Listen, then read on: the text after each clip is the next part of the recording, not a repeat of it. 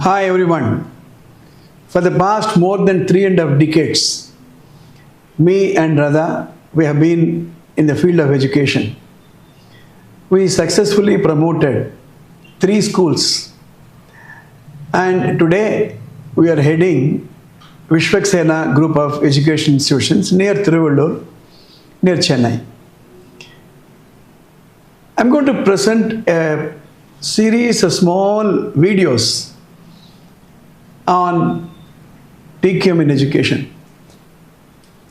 On 15th of August this year, we're going to celebrate India's 78th Independence Day. On this August occasion, it's also very happy that the government of India has seriously started implementing national education policy. As an educationist and a lawyer, writer and a journalist, I think I'm very excited to be present in this country at the right moment. TQM is a concept which is very popularly followed world over in business organizations. After nearly 25 to 30 years of service in leading industrial houses at the head of, after nearly 3 decades of executive experience in leading multinationals and Indian companies as the head of HR, total quality management is very close to me in heart. And I'm trying to combine the TQM concept in schools and education institutions. In the next couple of episodes, I'm going to explain how total quality management is not only essential but also critical in view of the giant step we are taking by the national education policy. Let me give you some statistics. The mean years of schooling in India is around 6.7 years. Whereas our comparable countries like China and Brazil, it's 7.6 years and 8.1 years, which means on an average, a child spends close to 7 years in our country in schools, as against 7.6 years and 8.1 years in China and Brazil. And what is worrying is there are 265 million students enrolled in school across India, but the estimates suggest that more than 3.5 million students are dropping out after class 10. This is as per the statistics of 2021-22. So we have the total quality management concept. We have the national education policy, which is going to be the rule book. And we have the status of Indian schools. In this context, in my more than 3.5 decades of experience, I find one thing happening in schools. See, today, management of schools are willing to spend any amount of money to build the infrastructure, to give the latest state-of-the-art technology in classroom, to engage any number of service providers in the field of education. They are willing to introduce the state-of-the-art artificial intelligence, roboticism. They are willing to introduce the state-of-the-art technology of artificial intelligence, robotics. Parents are very keen that their children should study. And thanks to the boost in the Indian economy, which is set to peak in the next 5 years, getting towards 8 trillion economy, there is money in the hands of not only the upper middle class but also the middle class. Children have very high ambition. Go and ask even a fourth standard child, the child will say he wants to become a doctor, engineer, IAS officer, police officer. So the school management is very keen and ready to invest. The parents are very keen, they're keen to spend on education. The children have high ambition, but this is the status. Today, as an executive in the field of education, as a consultant in the field of education, the plight of teachers is very unenviable, I should say. I have moved with the teachers for more than 3.5 decades. I belong to a family of teachers on my mother's side and family of lawyers and judges on my father's side, my being a lawyer myself. If you really go and ask teachers, out of 100 teachers, a frank question, would you love to be a teacher? Given an option not to be so, the answer will be obvious.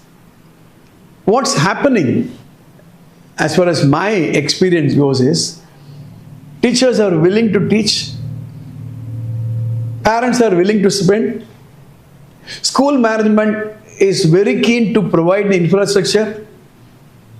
Biggest question mark is, are the students willing to learn? And what type of students were producing?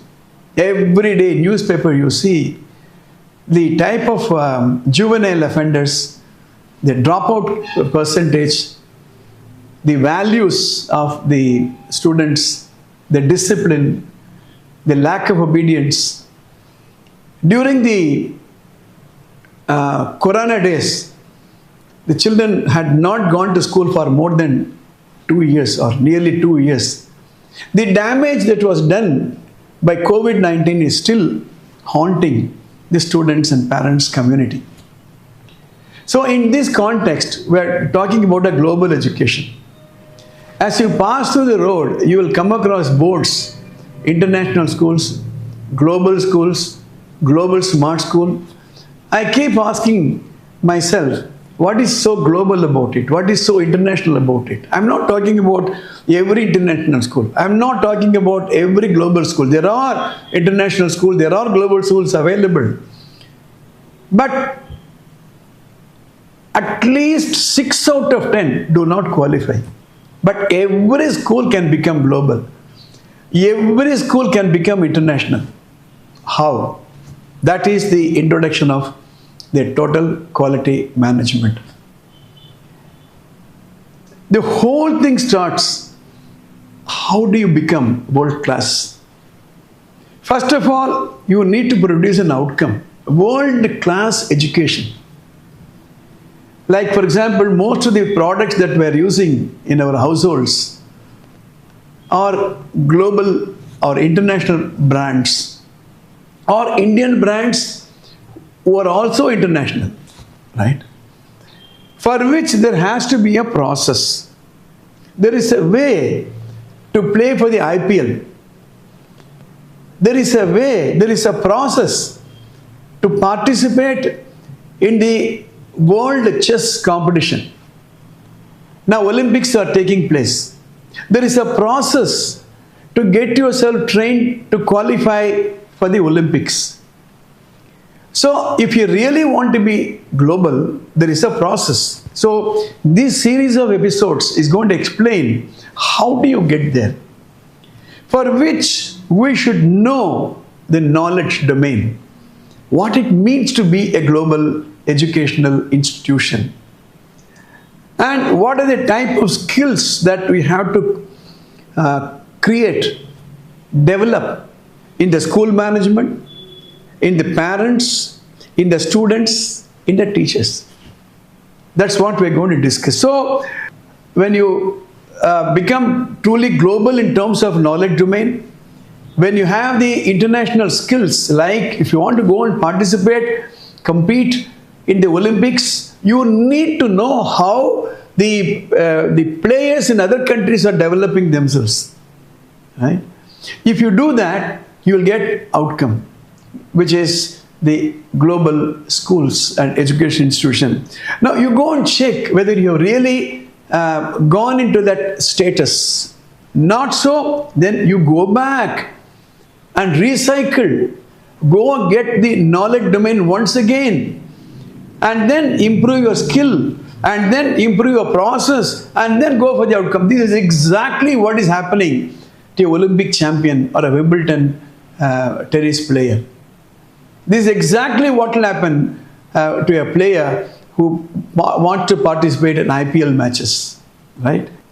For this is a very, very important aspect. The mind is very, very, very important. If you want to be a truly global school, if you really want NEP to succeed, to put India on the map of the quality educational system in the world, the mind matters. That's what we're going to discuss.